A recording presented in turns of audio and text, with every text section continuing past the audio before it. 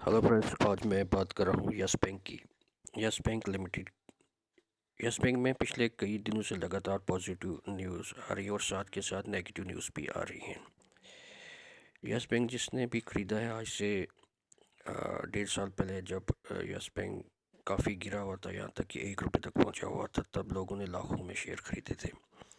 लेकिन साथ ही साथ इसको बैन भी कर दिया था कि जिसने भी जो शेयर ख़रीदा है 3 साल के लिए उनके शेयर्स को बैन किया गया और सिर्फ वो 25% ही खरीदे गए शेयर्स में से बेच सकते थे।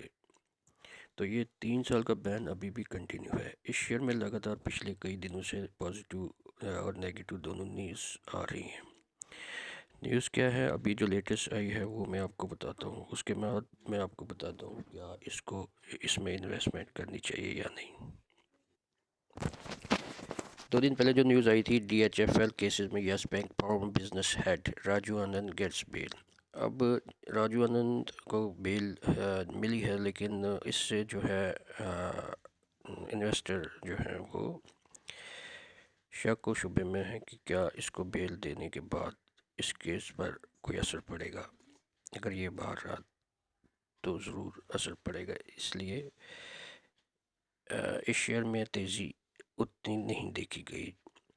दूसरी थी कि वोटिंग का, कि Yes Bank set to vote in Dish TV AGM।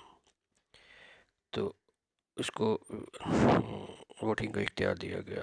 तो एक और न्यूज़ थी एक दिन पहले जो आई, no relief to Dish TV on Yes Bank vote issue, NCLT says not inclined to interfere. ये पॉजिटिव न्यूज़ थी इसके लिए, लेकिन फिर भी ये शेयर इसमें तेज़ी नहीं आई।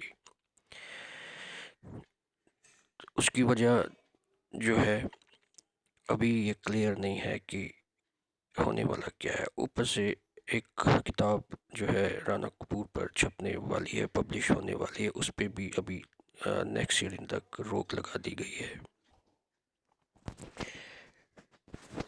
न्यूज़ में जो आई है, राना कपूर की बुक के बारे में कहा गया है कि court restrains publishing company from selling distributing book on Rana Kapoor. उसकी वजह यह है कि राना कपूर ने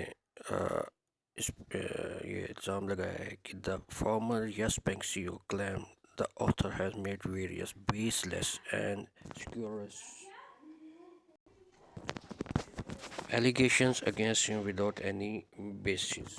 यानी CEO का कहना है कि जिस ऑथर ने बेसलेस और बेबुनियाद इल्ज़ामात उन पर लगाए हैं जिसकी कोई भी बुनियाद नहीं। इस वजह से कोर्ट ने इस बुक को पब्लिश होने में जो है, और भी कई हैं जो CEO ने इन पे कहा है कि इस किताब में जो लिखा गया है वो सही नहीं है, जिस पर इस किताब पर रोक लगा दी गई है कि वो अभी छपे ना, हियरिंग के बाद ही छपे। अब बात यह है कि अगर इस किताब में कुछ ऐसी बातें होंगी जो यस बैंक के लिए नेगेटिव होंगी, तो ये बजाय अप जाने के फिर डाउन आ जाएगा, नीचे की तरफ आएगा। अगर तो पॉजिटिव होंगी, कुछ बातें ऐसी इस बैंक के हक में होंगी, तो ये शेयर भागेगा। यानी रिस्क दोनों साइड है। इस बुक के टाइटल से ही पता चलता है कि ये बुक जो है नेगेटिव, यस बैंक के नेगेटिव है। द टाइटल जो था वो है the banker who crushed his diamond. यानी एक बैंकर है जिसने एक ऐसे डायमंड को क्रश कर दिया जो फ़ायदेमंद था। The yes bank story. तो एक और इसी में न्यूज़ है कि एडिशनल डिस्ट्रिक्ट जज Rajesh Kumar also restrain Almighty Tech Films from releasing and marketing any film that has a direct or indirect relation or reference to Kapoor. तो इसमें भी यह है कि जो अगर तो राना कपूर का किसी भी तरह का किसी भी ऑलमाइटी टेक फिल्म में रिलीज़ एंड मार्केटिंग में हाथ है, तो जज ने उस पर भी रोक लगा दी है। तो ये न्यूज़ हैं कि जो अब इस किताब पे चाहे केस हायरिंग के बाद कोई भी ये आए, लेकिन जब भी ये बुक छपेगी तो इस शेयर में उतार चढ़ाव शुरू हो जाएगा। यानी ये शेयर, ये मेरे हिसाब से शेयर जो है वो डाउन में आएगा। तो रिस्क बोथ साइड है। अब इसको लेना चाहिए या नहीं लेना चाहिए। इसको लेना भी फ़ायदेमंद है, ना लेना भी फ़ायदेमंद है, क्योंकि अगर आप इसको लेते हैं, दूसरी तरफ ये भी कोर्ट में कहा गया कि जो कपूर है वो गिल्टी मतलब कसूरवार नहीं पाए गए हैं। तो इसमें लिखा गया है कि he also submitted that Kapoor has not been found guilty by any court and like any other citizen of the country he has a constitutional right to be presumed innocent until proven guilty। यानी तब तक इनको जो है बेकसूर ही माना जाए जब तक कोर्ट का डिसीजन नहीं आता और वो मतलब कसूरवार नहीं पाए जाते। अब इस केस की सुनवाई जो है 13 जनवरी को है, यानी 13 जनवरी तक ये शेयर अप एंड डाउन में रहेगा, कभी 12, कभी 13, कभी 14, कभी 15, कभी 16, या हो सकता है कि 20 तक भी जाए, हो सकता है 5 रुपये तक भी आए। अब सवाल उठता है क्या मैं इसे ख़रीदूं या नहीं। बहुत से जो इन्वेस्टर हैं, पब्लिक जो है वो ये सोच रही है क्या मैं इस पर पैसा लगाऊं या नहीं लगाऊं। मेरे हिसाब से जहाँ तक मेरी अपनी राय है कि मैं इसे ख़रीदूँगा, और ख़रीदूँगा 3-4 साल के लिए या 5 साल के लिए, क्योंकि यस बैंक जो है वो प्रॉफिट में जा रहा है और पिछले कुछ महीनों से इसमें बहुत सारी चेंजिंग आई हुई हैं बिज़नेस पॉइंट व्यू से। तो जो भी इसमें इन्वेस्टमेंट करना चाहता है वो तकरीबन ये सोच के चले कि मैं इस शेयर को 3 से 5 साल तक रखूँगा, और जिन्होंने ख़रीदा हुआ है वो ऑलरेडी 3 साल के लिए बैन कर दिए गए हैं कि वो पूरे शेयर नहीं बेच सकते अगर ये प्रॉफिट में भी जाए।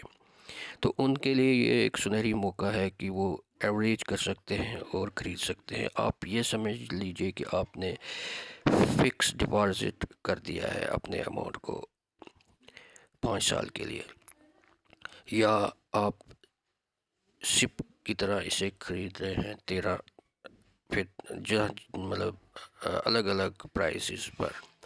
तो आने वाले वक्त में ये शेयर फिर एक दफ़ा 1900 या 2000 का भी मिल सकता है। तो इस शेयर पे नज़र रखें और इसमें ख़रीदारी।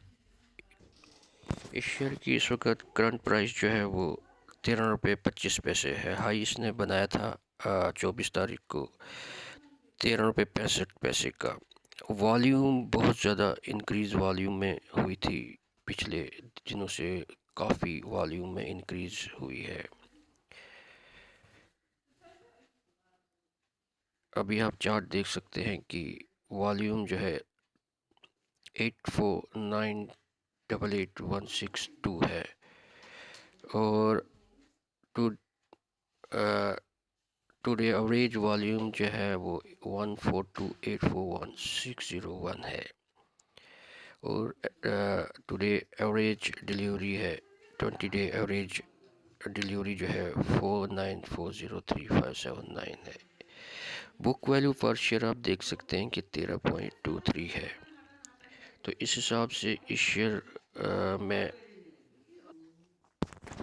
शेयर को आप अपने पोर्टफोलियो में रखें, रिस्क लें, क्योंकि जब तक आप रिस्क नहीं लेंगे तब तक आप पैसा कमा नहीं सकते। चैनल को ज़रूर सब्सक्राइब करें, बेल आइकॉन को ज़रूर प्रेस करें ताकि आपको नोटिफिकेशन मिलती रहे। वीडियो को ज़रूर शेयर करें, कमेंट करें, लाइक करें।